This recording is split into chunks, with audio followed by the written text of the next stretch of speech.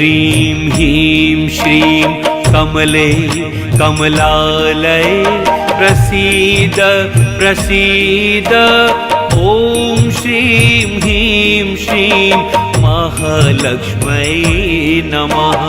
ॐ श्रीं ह्रीं श्रीं कमले कमलालये प्रसीद प्रसीद। ॐ श्रीं ह्रीं श्रीं